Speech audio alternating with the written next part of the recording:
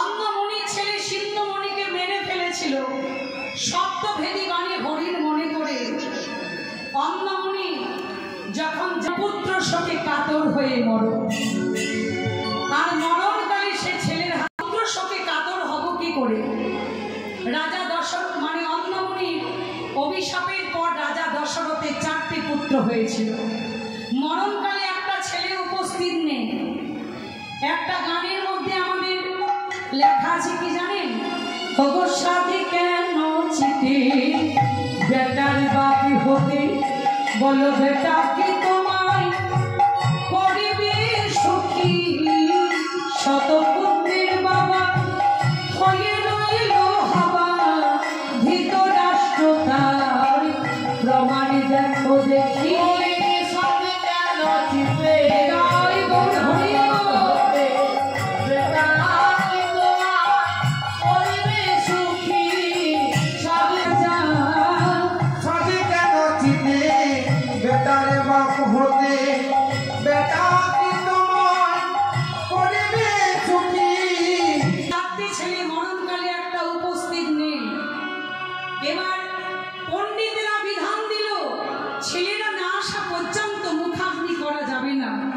ছেলেরা আসবে, মুখাগ্নি করতে হবে। তার জন্য রাজা দশরথের শরীরটা যাতে পচে নষ্ট না হয়, ঘিয়ের মধ্যে ডুবিয়ে রাখতে হবে। তাই রাজা দশরথের শরীরটাকে ঘিয়ের মধ্যে ডুবিয়ে রাখা হলো। তা দেখবেন না, এই জগতে আমরা যখন কেউ ইহলোক ছেড়ে চলে যায়, আমরা কি করি? মানুষ যখন মারা যায় শরীরের মধ্যে গা ঘি মাখায়। কেন? শরীরটা যাতে পচে নষ্ট না হয়। এবার রাম লক্ষ্মণ তারা বনে, ভরত আর শত্রুঘ্ন মামার বাড়িতে। এবার ভরত আর শত্রুঘ্নকে মামার বাড়ি থেকে আনা হলো। ভরত এসে বলছে, কি এত বড় রাজবাড়িটা শ্মশানের মতো লাগছে কেন? আমার পিতা কোথায়? আমার দাদা রামচন্দ্র কোথায়? লক্ষ্মণকে দেখছি না, সীতা দেবীকে দেখছি না। একই একজন বলল, ভরত এই এত বড় রাজবাড়িটা তোমার শ্মশানের মতো লাগছে তো? এই শ্মশান হওয়ার কারণ তোমার মা। ভরত বলল, কেন? আমার মা কি করেছে? প্রজারা বলল, তোমার মা তোমার পিতাকে তোমার মৃত্যুর হাত থেকে বাঁচিয়েছে। এর প্রতিদানে কি চেয়েছে জানো? এক ভরতকে রাজা করতে হবে, 2 রামচন্দ্রকে 14 বছরের জন্য বনে পাঠাতে হবে। তাই রাম লক্ষ্মণ সীতা তারা গেছে বনে, আর পুত্র শোকে কাতর হয়ে তোমার পিতা মারা গেছে। ভরত চিৎকার করে কেঁদে উঠল, ছুটে গেল মায়ের কাছে। মা গো,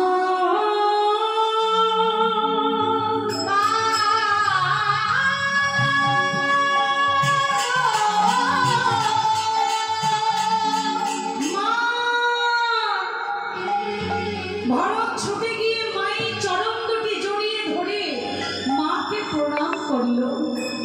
ভরত কাঁদতে কাঁদতে বলল, মা পৃথিবীতে সবার উপর গুরু হলো আগে মা, তারপর বাবা। তো যে অন্যায় তুমি করলে মা, আমি তোমাকে ক্ষমা করে দিলেও ইতিহাস তোমাকে ক্ষমা করবে না। ইতিহাসের পাতায় বড় বড় করে লেখা থাকবে তুমি কলঙ্কিনী, আর তোমার পাশে আমার লেখা থাকবে কলঙ্কিত হিসাবে। আমি তোমার মনের ইচ্ছা পূর্ণ হতে দেব না মা, আমি নিজে গিয়ে দাদাকে ফিরিয়ে আনবো। ভরত ছুটতে ছুটতে চলে গেল বনে। দাদা গো,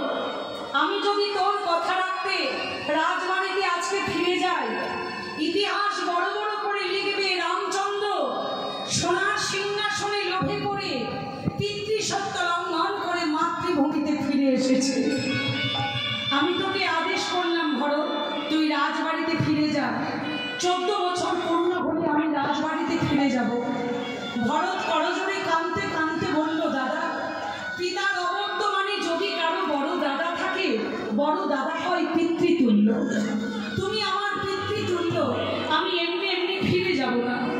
তোমার পাদুকা দুটি আমাকে দাও, সোনার সিংহাসনে বসাবো তোমার পাদুকা, আর মাটির উপরে কুশের আসনে তুমি তো ফিরে যাবে, তুমি তো কথা দিয়েছ। এবার রামচন্দ্রের পাদুকা নিয়ে ভরত ফিরে গেল রাজবাড়িতে। 14 বছর পূর্ণ হলো, রামচন্দ্র ফিরে গেলেন রাজবাড়িতে। এবার প্রজারা সবাই দাঁড়িয়ে আছে, রামচন্দ্র তাহলে কি চাস? ভরত কাঁদতে কাঁদতে বলল, দাদা যে জিনিস চাইব তুমি আমায় দেবে, আমাকে ছুঁয়ে প্রতিজ্ঞা করো। রামচন্দ্র বলল, তোকে ছুঁয়ে প্রতিজ্ঞা করলাম, যে জিনিস চাইবে আমি তোকে দেব। ভরত করজোড়ে কাঁদতে কাঁদতে বলল, দাদা কোথাকার চন্ডাল বংশী গোহাত চন্ডাল, সে হলো তোমার বন্ধু, সে হলো তোমার বন্ধু। রাক্ষস বংশী বিভীষণ, সেও হলো তোমার বন্ধু, সেও হলো তোমার বন্ধু। তুমি তাদের কথা মতো কাজ করলে, আমি ভাই বলে তুমি আমায় ঘরে ফিরে আসতে আদেশ করলে, ঘরে ফিরে আসতে আদেশ করলে। আমি ভাই না হয়ে যদি বন্ধু হতাম, বন্ধু হতাম, জোর করে টেনে এনে এই সোনার সিংহাসনে আমি তোমায় বসিয়ে দিতাম, সোনার সিংহাসনে বসিয়ে দিতাম। কিন্তু দাদা তুমি আমার বড় দাদা, তুমি আমার পিতৃতুল্য, আমি তোমার ভাই, আমি তোমার ভাই হতে চাই না। রামচন্দ্র চমকে উঠলেন, এই ভরত তুই চাস? ভরত কাঁদতে কাঁদতে বলল, দাদা তোমার এবং আমার যদি একসঙ্গে কোনোদিন জন্ম হয়, তুমি যেন আমায় বন্ধু করে আমায় জন্ম দিও। ওরে বন্ধু নিতাই মনের মতো করে আমি সেবা করিব, বন্ধু হয়ে জন্ম দিও।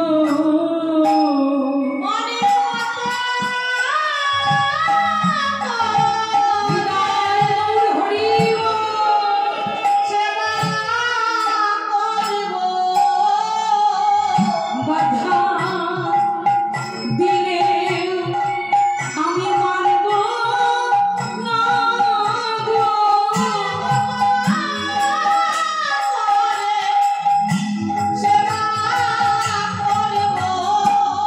বাধা দিলে মানব না গো, বাধা দিলেও মানব না গো, বাধা দিলেও মানব না। দাপর যুগে যেদিন আমি কৃষ্ণ রূপে যাব, সেদিন তুই হবি আমার বন্ধু সুদামা। সুদামা কোথা থেকে এলো, বিষয়বস্তুটা বোঝার সুবিধের জন্য আমি ছোট্ট করে একটু ঘটনাটা বলে এলাম।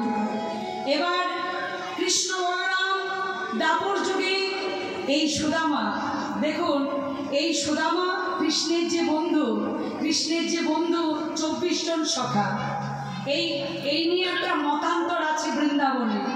যে সুদামার কথা বলছি, বৃন্দাবনে অনেকের মতান্তর কি জানেন, যে সুদামের কথা আমরা বলি আর এই সুদামা, তারা কিন্তু এক নয়। আবার কেউ বলছেন যেই সুদামা সেই কিন্তু শ্রীরাম।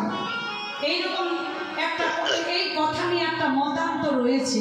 তো যাই হোক, আমরা ধরে নিলাম কৃষ্ণের সখা সুদামা, তাহলে কৃষ্ণের 24 জন সখা।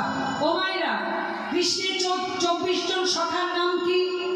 শ্রীরাম, সুদাম, দাম, বসুদাম, মধুমঙ্গল, সুবল, মহাবল, সুবাহু, মহাবাহু, তপকৃষ্ণ, লবঙ্গ, অর্জুন 12 জন। আর 12 জনকে অনারুদ্ধ, তরুসর্ব, গন্ধর্ব, কিঙ্কিণী, অংশুমান, ভদ্রাসেন, বসন্ত, উজ্জ্বল, বিলাসী, বঙ্কিম, অরবিন্দু, কুন্দরী 12 12 24। আর কৃষ্ণ বলরাম 2 জন 26। আজকে বনের মধ্যে খেলতে যাচ্ছে। সুদামার মা রচনা দেবী সুদামাকে বলছে, এই সুদামা, বনের মধ্যে খেলতে যাচ্ছিস, এমন কোনো খেলা খেলবি না যে আমার কানাইয়ের কোনো কষ্ট হয়। কেমন? কারণ তুই যেমন আমার একটা ছেলে, কানাইও কিন্তু আমার একটা ছেলে। জামাই পদ খেলতে এবার সুদামার মা রচনা দেবী করেছে কি, আর এদিকে মানে রোহিণী বলরামের মা রোহিণী করলো কি, বলছে দেখ দেখ, সুদামার মাকে বলছে দেখ, গোপাল যখন বনে যাচ্ছিল, আজ আমি গোপালের বদলে নবনী দিতে ভুলে গেছি বলে গোপাল বনে যাচ্ছে, কিন্তু আমার পানি চাইছে না। এবার গোপাল বনে যাচ্ছে আর এক পা করে পিছন ফিরে চাইছে। মনে মনে চিন্তা করলো, রোহিণী দেবী, আমি তোমার বদন পানি চাইছি না বলে তুমি এমন কথা ভাবছো, তাই গোপাল আমার এক পা করে যাচ্ছে আর রচনা দেবীর দিকে চাইতে চাইতে যাচ্ছে। ছোটি ছোটি গাইয়া গাইয়া পিছে পিছে গাল, আগে আগে গাল, ও পিছে চলো মেরো মদন গোপাল। পিছে ছোটি গাইয়া ছোটি ছোটি গাল, ছোটি ছোটি মেরো মদন গোপাল। ও ছোটি ছোটি গাইয়া ছোটি ছোটি গাল, ছোটি ছোটি মেরো মদন গোপাল। ও ঘাস খায় গাইয়া দুধ পিতে গোয়াল, ঘাস খায় গাইয়া দুধ পিতে গোয়াল। ও মাখন খাই মেরো মদন গোপাল। ছোটি ছোটি গাইয়া ছোটি ছোটি গোয়াল। সঙ্গে করে রচনা দেবীর দিকে চাইতে চাইতে তারা বনে এসে খেলা খেলছেন। আজুরে খেলা খেলে রাম কানাইয়া, রাম কানাইয়া, খেলে রাম কানাইয়া, রাম কানাইয়া রে, খেলা খেলে রাম কানাইয়া, আজুরে খেলা খেলে রাম কানাইয়া। কাঁধে গড়াইয়া রে, কাঁধে ছড়া, কাঁধে গড়াইয়া, কাঁধে ছড়া। আজকে খেলাটির নাম, তার মানে খেলাটার পুরো নাম হলো চোর চোর খেলা। চোর চোর খেলা কেমন হয় জানিস? 24 জন সখা, কৃষ্ণ বলরাম 2 জন 26 জন। যা 26টি পাতা আগে কুড়িয়ে কুড়িয়ে আন, তারপর বলছি। 26টি পাতার মধ্যে একটা পাতা ফুটো কর, এবার পাতাগুলো এক জায়গায় চেপে ধর, যমুনা পুলি নিয়ে ঘুরে বেড়াবো, বুঝলি? এবার পাতাগুলো একটা একটা করে টেনে নে। বেশ, পেলি? তোরা পাতা পেয়েছিস? হ্যাঁ, পেয়েছি। এই তোরা পেয়েছিস? পেয়েছি। এই শোনো, আমার তোর পাতাটা দেখি। ও মা, তোর তো ভালো পাতা নেই, এই পাতা কোথায় পেলি? ও আচ্ছা, বাহ, খুব সুন্দর। এই সময় তোর পাতাটা দেখি। বাহ, খুব সুন্দর পাতা, কোথায় পেলি? ও আচ্ছা আচ্ছা, এই তোরা পেয়েছিস তো? হ্যাঁ। ও মা, সবাই যদি ভালো পাতা পেলি, তাহলে ছেঁড়া পাতাটা কে পেল? আরে কানাই, কি? তুই তো এক এক করে সকলে পাতা দেখ। হ্যাঁ, একবার নিজের পাতাটা দেখ। ও ভুলে গিয়েছিলাম, যারা দেখছি কৃষ্ণ যখন অমনি দেখছি নিজের পাতাটি ফুটো, অমনি সুদামা বলছে, ওরে কানাই, ছেঁড়া পাতাটা শেষে তুই পেলি, তার মানে কানাই চোর।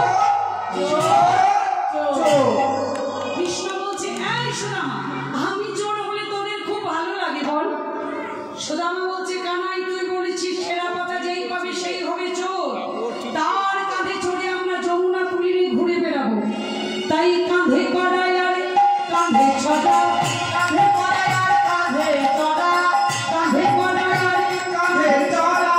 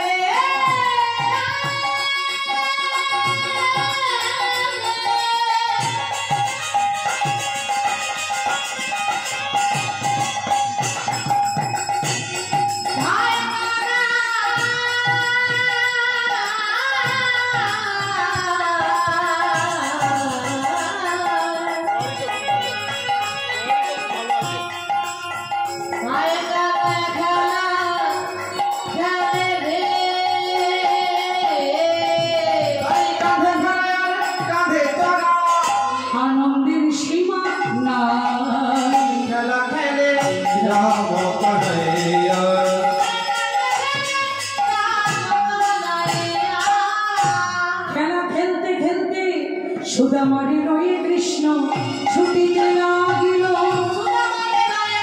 আজ সুদামারে রয়ে কৃষ্ণ ছুটিতে লাগিল, অমনি পক্কয়াঙ্গ বৃক্ষতলে আসিয়া দাঁড়াইল, সুদামাকে কাঁধে করে বইতে বইতে কানাই কোথায় এলো? একেবারে আম বাগানে। একেবারে যখন আম বাগানে এসেছে, সুদামা বলল, কানাই, এত এত বাগান থাকতে আমাকে আম বাগানে আনলি? তার মানে তোর কি খুব খিদে পেয়েছে? কৃষ্ণ ঘাটটি নাড়া দিল, বলছি, সুদামা, তুই এই পাশে একটা চরণ দিয়েছিস, এই পাশে একটা, এতে আমার অসুবিধে হচ্ছে, এইভাবে বস। কৃষ্ণ সুদামাকে কাঁধের মধ্যে চাপিয়ে সুদামার চরণ দুটি কৃষ্ণ এইভাবে বুকের মধ্যে জড়িয়ে রাখল। সুদামা বলল, কানাই, আমি বললাম এত এত বাগান থাকতে আম বাগানে আনলি, তার মানে তোর কি খুব খিদে পেয়েছে? কৃষ্ণ ঘাটটি নাড়া দিলেন আর ঝরঝর করে কাঁদলেন। কেন বাবা? কৃষ্ণ কি খিদের জ্বালায় কাঁদলো? না, মনে মনে চিন্তা করলেন, এই জগতের কত কাঙাল ভক্ত আমার চরণ পাওয়ার জন্য কেন এত লালায়িত তা আমি বুঝিলাম, কিন্তু ভক্তের চরণ হৃদয়ে জড়িয়ে ধরে এর চেয়ে কি আনন্দ আজ আমি বুঝলাম। ঝরঝর করে কানাই কাঁদছে। সুদামা বলল, কানাই, কাঁদিস না, আমি তোকে কথা দিলাম পাকা পাকা আম আমি পেরে খাওয়াবো। কাঁধের মধ্যে চড়ে আছে। সুদামা একটা আমকে পেরে মনে মনে চিন্তা করলেন, না না, কংস রাজা বড় দুষ্ট রাজা, বড় দুষ্ট রাজা, কৃষ্ণকে মারবার জন্য পুতনার বুকে বিষ মাখিয়েছিল, সেই কংস রাজা যদি এই আমের মধ্যে বিষ মাখিয়ে রেখেছে, বিষ মাখানো আম খেলে কানাই আমাদের মারা যাবে।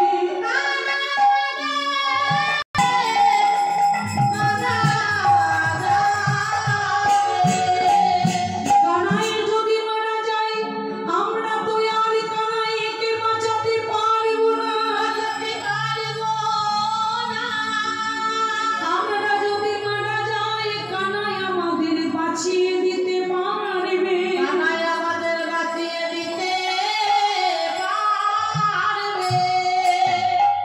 কানাই, কাঁদিস না, আমি তোকে কথা দিলাম পাকা পাকা আম আমি পেরে খাওয়াবো।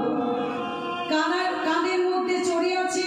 সুদামা আমটাকে পেরে কামড়িয়ে কামড়িয়ে খোসা থেকে ফেলে দিল। এক কামড় দিয়ে দেখলো যে আমের মধ্যে বিষ আছে কিনা, কামড়িয়ে কামড়িয়ে দেখলো, এক কামড়ে কি বোঝা যায়? আমটাতে আবার আর এক কামড় দিয়েছে। কি মিষ্টি! কামড়িয়ে কামড়িয়ে দেখলো, না, দু কামড়ে বোঝা যাবে না। আমটাতে আবার আর এক কামড় দিয়েছে। কামড়িয়ে কামড়িয়ে দেখলো যে না, বিষ থাকলে মরেই যেতাম। এবার সুদামা বলছে, কানাই, আমটা আমি তোকে দিলাম ভালো লাগছে বলে পুরোটা খাবি না, এক কামড়, দু কামড়, বড় জোর 3 কামড়, বাকি আমটা তুই আমাকে ফিরিয়ে দিবি। কৃষ্ণ বলছে, তোকে আম খাওয়াতে হবে না, গাছে কত আম আছে, একটা পেরে খেতে পারছিস না, তোর এঁঠো আমটা আমাকে দিবি, আবার 2-3 কামড় খেয়ে বলছিস আমটা আবার আমি তোকে ফিরিয়ে দেবো? আচ্ছা সুদামা, তুই ওই রকম কেন রে? ওই রকম কেন? সুদামা বলল, কানাই, গাছে অনেক আম আছে, পেরে খেতেই পারতাম, কিন্তু তোর এঁঠো আমটা কেন চাইলাম সেটাই তুই বুঝলি না। এঁঠো বলো। আশা করি এখানে অনেকের বাড়িতে পেয়ারা গাছ আছে। পেয়ারা পাকা এমনিতেই মিষ্টি হয়, কিন্তু যে পেয়ারাটি পাখিতে ঠোকরে দেয়, ওই পেয়ারাটা আরো দ্বিগুণ মিষ্টি হয়ে যায়। কেন বলুন তো মা? পাখির একটা ঠোঁটের গুণ থাকে। তো সুদামা বলছে, বুঝলি কানাই, গাছ পাকা আম তো এমনিতেই মিষ্টি, কিন্তু ওই মিষ্টি আমটা তোর ঠোঁটের ছোঁয়া পেলে আরো দ্বিগুণ মিষ্টি হয়ে যায়। তোর ঠোঁটের মধ্যে একটা কিছু জাদু আছে কানাই। বেশ বেশ সুদামা, আমি বুঝতে পারলাম আমার এঁঠোটা তোর খুব ভালো লাগে, তা আমার এঁঠোটা তোকে এমনি এমনি কেন দেবো, তুই আমায় কিছু দে। সুদামা বলল, কানাই, আমার তোকে মনে দিয়েছি, প্রাণ দিয়ে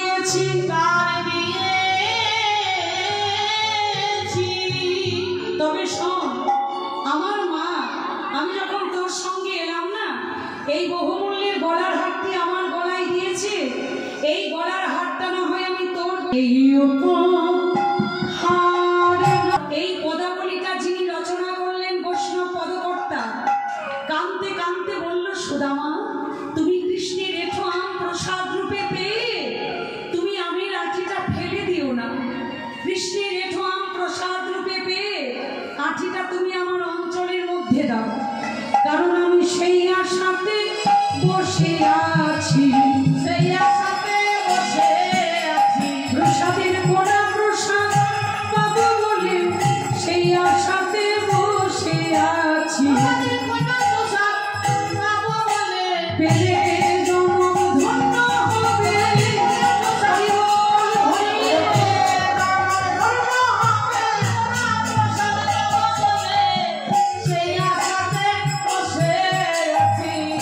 ভগবান কৃষ্ণচন্দ্র তার কত খেলা কত লীলা বহু বছর ধরে বৃন্দাবনে হলো।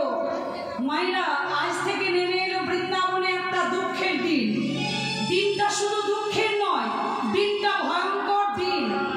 কৃষ্ণের মামার নাম হলো কংস। কংস মহারাজ একটা যজ্ঞের আয়োজন করলো। যজ্ঞটার নাম দিয়েছে ধনুর যজ্ঞ।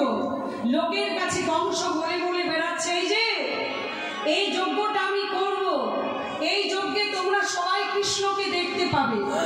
আসল ব্যাপারটা কি জানেন মায়েরা? কৃষ্ণকে মারবার পরিকল্পনা করলেন কৃষ্ণের মামা কংস। বোঝা গেল কি করে না, একটা চিঠির ভাষা। চিঠিতে কি লিখলেন? এই যজ্ঞে কৃষ্ণ আসবে, নন্দ মহারাজ আসবে, কৃষ্ণের 24 জন সখা আসবে, বৃন্দাবনের কোনো মহিলারা যেন না আসে। লিখে চিঠিটা দিয়ে অক্ষর হাতে দিয়ে অক্ষরকে রথ নিয়ে পাঠিয়ে দিল। অক্ষর গিয়ে কৃষ্ণকে চিঠিটা দিল। কৃষ্ণ চিঠি পড়ে দেখলো কি, যজ্ঞে কৃষ্ণ আসবে, নন্দ মহারাজ আসবে, কৃষ্ণের 24 জন সখা আসবে, বৃন্দাবনের কোনো মহিলারা যেন না আসে। চিঠি পড়বার সঙ্গে সঙ্গে কৃষ্ণ 24 জন সখাকে সঙ্গে নিলেন, নন্দ মহারাজকে সঙ্গে নিলেন, অক্ষরে রথে চড়ে বৃন্দাবন থেকে চলে এলেন মথুরা। মথুরাতে এসে কৃষ্ণ কালরূপে কংসকে ধ্বংস করলেন। উগ্রসেনকে বসিয়ে দিলেন সিংহাসনে। নন্দ মহারাজকে বললেন, পিতা আমার কিন্তু আর কোনোদিন বৃন্দাবনে যাওয়া হবে না। নন্দ মহারাজ চমকে উঠলেন, কেন কৃষ্ণ? তোমার মামা কংস তো মারা গেছে, তাহলে তুমি কেন যাবে না বাবা? কৃষ্ণ বলছে, পিতা আমার মামা কংস মারা গেল, কংসের শ্বশুর কিন্তু মরেনি। কংসের শ্বশুরের নাম কি? জরাসন্ধ। আপনারা যে রাজগীর যান বেড়াতে, জরাসন্ধের গুপ্তধন সেই রাজগীরের মধ্যে রয়েছে। জরাসন্ধের দুটো কন্যা, তার নাম কি না, কংসের সঙ্গে তাদের বিয়ে হয়েছিল। জরাসন্ধের দুটো মেয়ে হস্তি আর কান্তি কংসের সঙ্গে বিয়ে হলো। কংস মারা গেল মানে হস্তি কান্তি বিধবা হলো। বিধবা মেয়ে যদি মা বাবার চোখের সামনে ঘোরাফেরা করে, কোনো মা বাবার মনের অবস্থা কি ঠিক থাকতে পারে?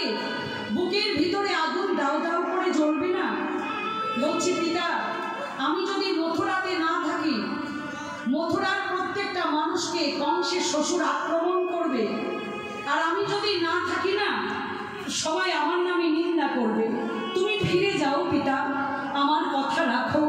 কৃষ্ণের কথা মতো কৃষ্ণের পিতা নন্দ মহারাজ তার কৃষ্ণের 24 জন সখাকে সঙ্গে করে মথুরা থেকে চলে এলেন বৃন্দাবন। আর যার কথা বলছি সুদামা, তার বাড়ি কোথায়? তার বাড়ি হলো বৃন্দাবন থেকে একটু দূর অবন্তীনগর।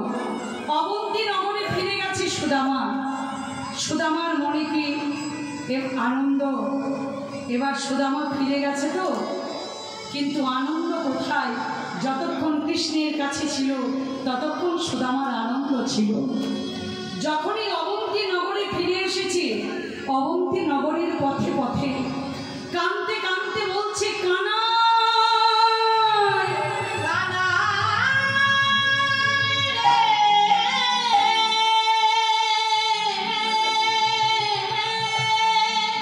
একবার গোষ্ঠীর খেলাটা খেলে যা, তোর বাঁশি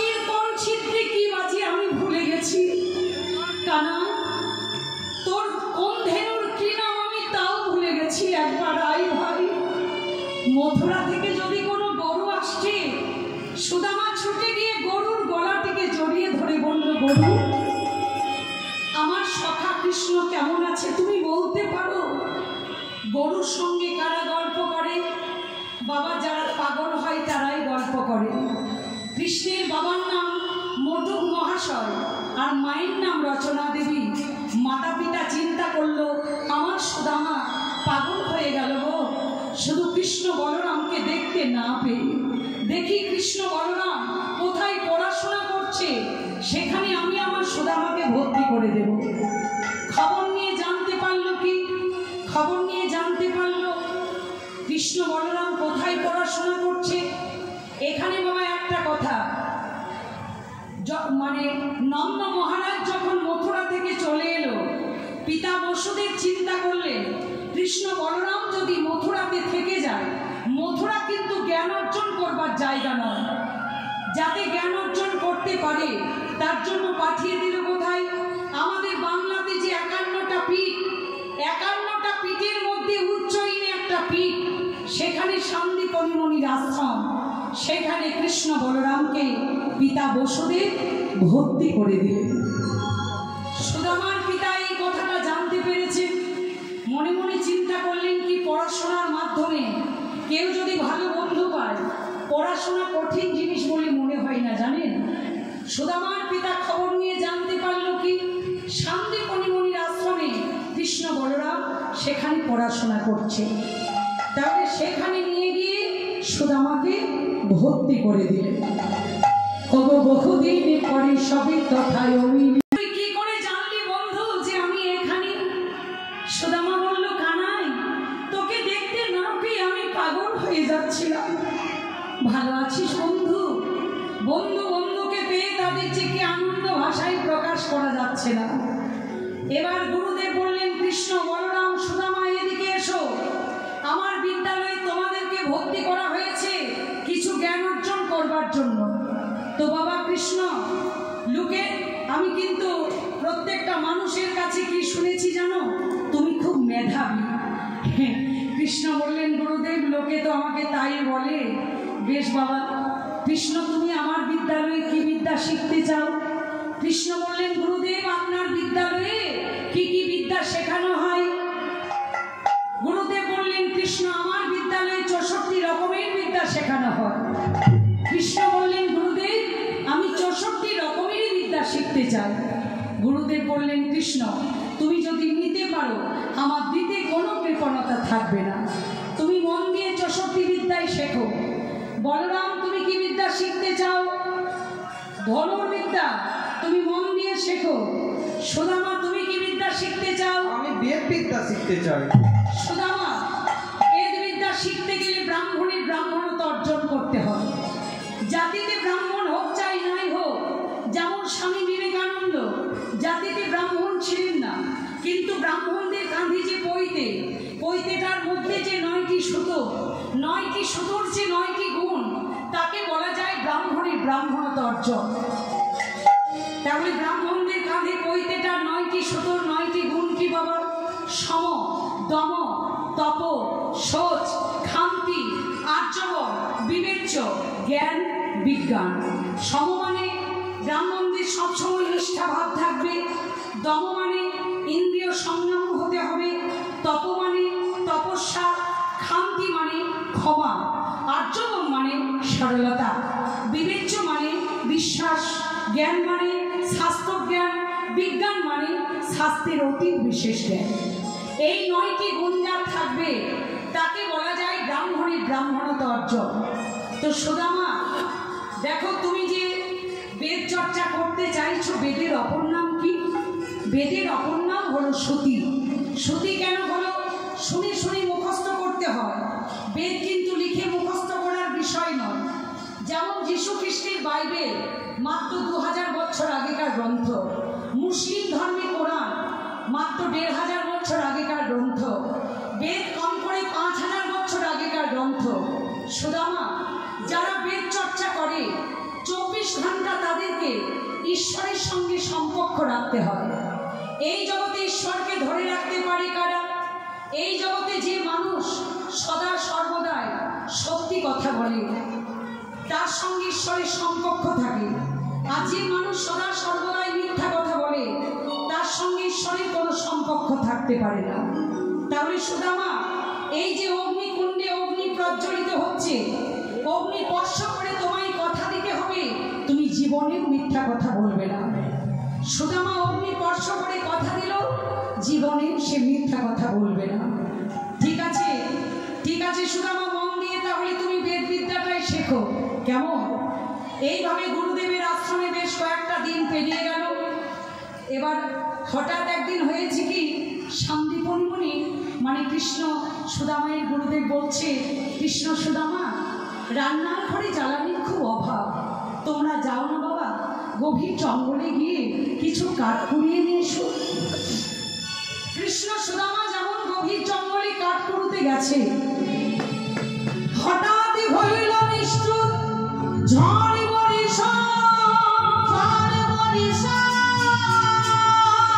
বজ্রপাত মহাঘোর ঘন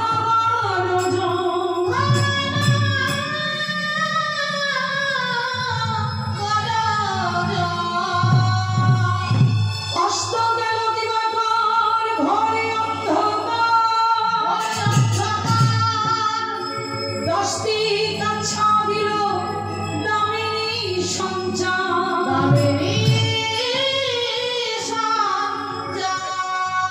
উচ্চ নিচু কিছু না দেখিল জলময়,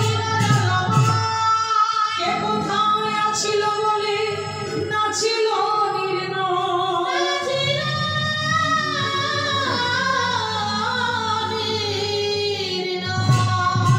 কৃষ্ণ সুদামা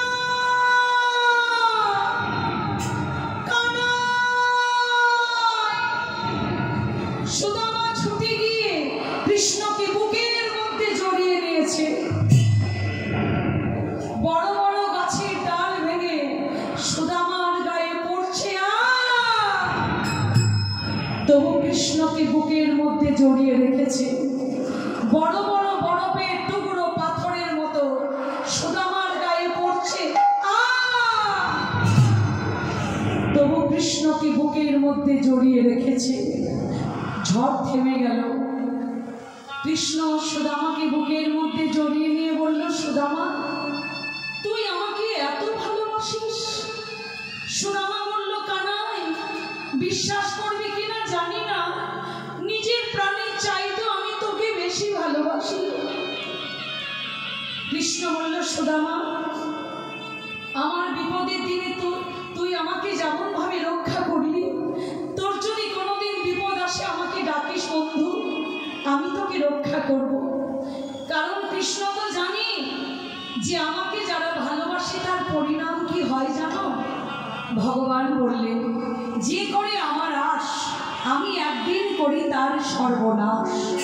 তবু যদি না ছাড়ে আমার আশ, তখন আমি হই তার দাসের অনুদাস।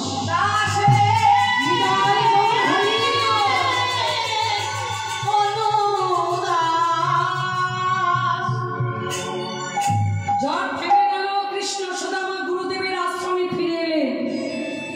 শান্তিপণিমণি বলছেন, কৃষ্ণ সুদামা বলছি, জঙ্গলে খুব ঝড় এসেছিল। কৃষ্ণ জানেন গুরুদেব, বড় বড় গাছের ডাল ভেঙে সুদামার গায়ে পড়ছিল, তবু সুদামা আমাকে বুকের মধ্যে জড়িয়ে রেখেছিল। গুরুদেব কাঁদলেন, কৃষ্ণ সুদামা, মুখের বন্ধুত্ব কাজ হয় না, প্রমাণ দিতে হয়। আমি পাঠালাম তোমাদেরকে, দেখলাম তোমরা দুজন দুজনকে কতখানি ভালোবাসো। তো আমার একটা কথা রাখবে কৃষ্ণ, তোমার বিপদের দিনে তোমার বন্ধু সুদামা তোমাকে যেমন ভাবে রক্ষা করলো, সুদামার যদি কোনোদিন বিপদ আসে তুমি যেন সুদামাকে দেখো। আজকে তোমাদের বিদ্যালয়ের শেষ দিন, আমি নিজের হাতে তোমাদের মাথাতে পরিয়ে দেব পাগড়ি। মায়েরা, এখনকার দিনে বিয়ে পাস এমএ পাস করলে যেমন একটা পাগড়ি দেয়া, এখনকার দিনে যেমন একটা সার্টিফিকেট দেওয়া হয়, আগেকার দিনে যদি কেউ কোনো বিদ্যার পারদর্শী হতো, মাথাতে দেওয়া হতো পাগড়ি। পাগড়ি দেখলে বোঝা যেত যে কে কোন বিদ্যার পারদর্শী। কৃষ্ণের মাথায় দিল 64 বিদ্যার পাগড়ি, বলরামের মাথায় দিল ধনুর্বিদ্যার পাগড়ি, সুদামার মাথায় দিল বেদ বিদ্যার পাগড়ি। সুদামা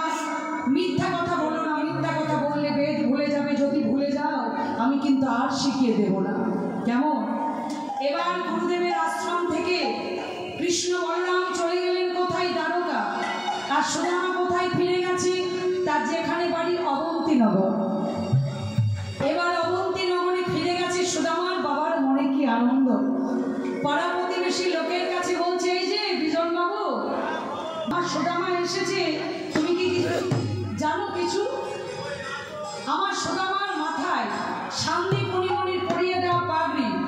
তো বলছি, তোমার ছেলেটার সঙ্গে আমার ছেলেটার কি আর কোনোদিন তুলনা হবে? আজকে আমার খুব আনন্দের দিন। আমার ছেলেটা বেদ বিদ্যার পারদর্শী হয়েছে, কিন্তু মানুষের তো সব সুখ থাকে না মা, একটু দুঃখ কোথাও না কোথাও রয়েই যায়। আমার ছেলেটা যদি আজকে একটা বিয়ে দিতে পারতাম না, তাহলে আনন্দে আমার সংসারটা ভরে যেত। তা সবাইকে বলে রাখলাম, ভালো কন্যার সন্ধান যদি পাও তাহলে তোমরা কিন্তু আমাকে একটু বলো। তো পাড়া প্রতিবেশী লোক খবর দেওয়া তো দূরের কথা, করলো কি, সুদামা পিতা মটুক মহাশয় সে তলে তলে খবর আনলো কি, সুশীলা নামেতে কন্যা রূপে গুণের সময়, মানে সুশীলার শিব ভক্ত করে জল ঢালি আর একটা করে বেল পাতা দিয়ে বলে, দেখো বাবা ভোলানাথ, আমার স্বামী যিনি হবে অর্থশালী হোক বা নাই হোক, যেন সত্যবাদী হোক, কারণ আমি সত্যকে খুব ভালোবাসি। ভগর সুশীলা রে শনে সুদাম, দেখো বাবা সুদামা, আমার মেয়েটা যেন কোনো কষ্ট না হয়, কেমন তুমি দেখো। আচ্ছা মায়েরা, যে মেয়ের বিয়ে হয় সে মেয়ে কি চাইবে আপনাদের জানা আছে? যে মেয়ের বিয়ে হোক সে মেয়ে কিন্তু চাইবে আমার স্বামী যেন একটু নায়কের মতো দেখতে হয়, সবাই চাই মা। আবার দেখবেন কোনো যে মেয়ের বিয়ে হয় তার মা কি চাইবে, জামাই বাবাজি যেন একটু বেশ পয়সাওয়ালা হয়। আবার দেখবেন মা, যে মেয়ের বিয়ে হয় তার বাবা চাইবে জামাই বাবাজি যেন একটু শিক্ষিত হয়, শিক্ষার দাম কেউ দিতে পারে না। হয় তার আত্মীয় স্বজন পাড়া প্রতিবেশীর মানুষ কি চাইবে, ছেলে মেয়ে যেন একটু জাতের হয়। আর আত্মীয় স্বজনের বাইরে যারা আছে তারা কি চাইবে, যা হবে হোক বাবা, দেখার দরকার নেই, আমাদের খাওয়া দাওয়াটা ভালো হলেই ভালো। এবার সুশীলার সঙ্গে সুদামার বিয়ে হচ্ছে, লক্ষ্মী প্রতিমার মতো বউ ঘরে যাচ্ছে। মায়েরা উলুধ্বনি করবেন একটু, কেমন?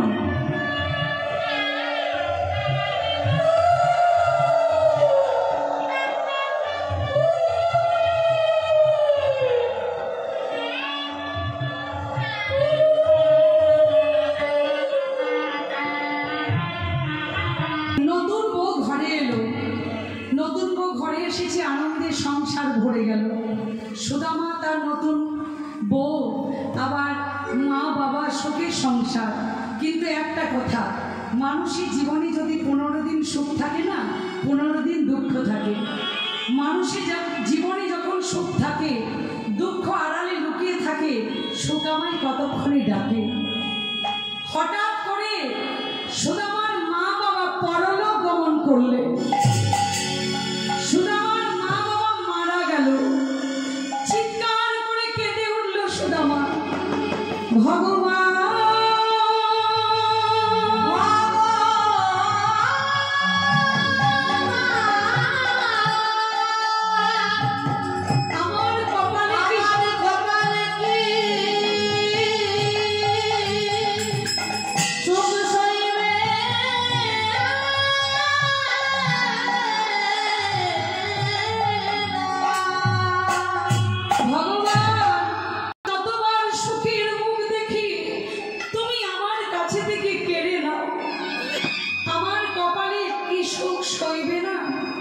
হে ভগবান, মাথার উপরে মা বাবাকে তুমি কেড়ে নিলে, আমি যে সংসারের পটু নয়।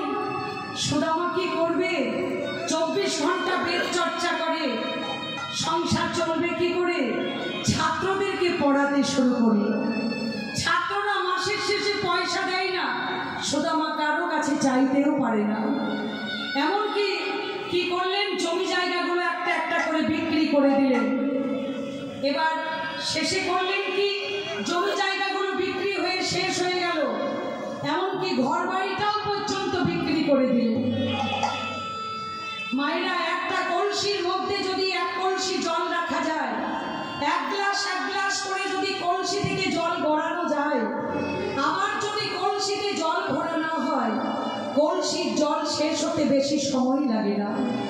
তো সেই রকম সংসারটা সেই জিনিস, যদি ঠিক মতো রোজগার না আসে না, অভাব হতে বেশি সময় লাগে না। এবার সুদামা কি করবে? ঘর বাড়িটাও পর্যন্ত বিক্রি হয়ে গেল, রাস্তার ধারে তাল পাতা কুটির করে সুশীলাকে নিয়ে বাস করতে লাগলেন। সুদামা কাঁদতে কাঁদতে বলল, আবার কি খেলা, তুমি তোমার বাবার বাড়ি চলে যাও। সুশীলা বলল, স্বামী, আপনার সুখের দিনে পাশে রইলাম, দুঃখের দিনে আমি আমার স্বামীকে ছেড়ে চলে যাব? এটা কোনো মেয়েদের কর্তব্য? স্বামী, আপনার কষ্টটা কোন জায়গায় আমি বুঝতে পারছি, আপনি বরং এক কাজ করুন। কি করব? বলছে, আমার কথা মতো সম্পত্তি দ্বারকা পুরে, সে তো আপনার বন্ধু, আপনি আপনার বন্ধুকে দেখে আসুন, আপনার মনটা ভালো হয়ে যাবে। সুশীলা, সমাজের কিছু নিয়ম আছে, প্রত্যেককেই মানতে হয়। এই যেমন ধরো, বন্ধু যদি বন্ধুর বাড়িতে ঘন ঘন যায়, হাতে কিছু না নিলেও চলবে। আর বন্ধু যদি বন্ধুর বাড়িতে 5 বছর 10 বছর 20 বছর পর যায়, কিছুই না হোক একটা ছোটখাটো মিষ্টির প্যাকেটও নিয়ে যেতে হয়।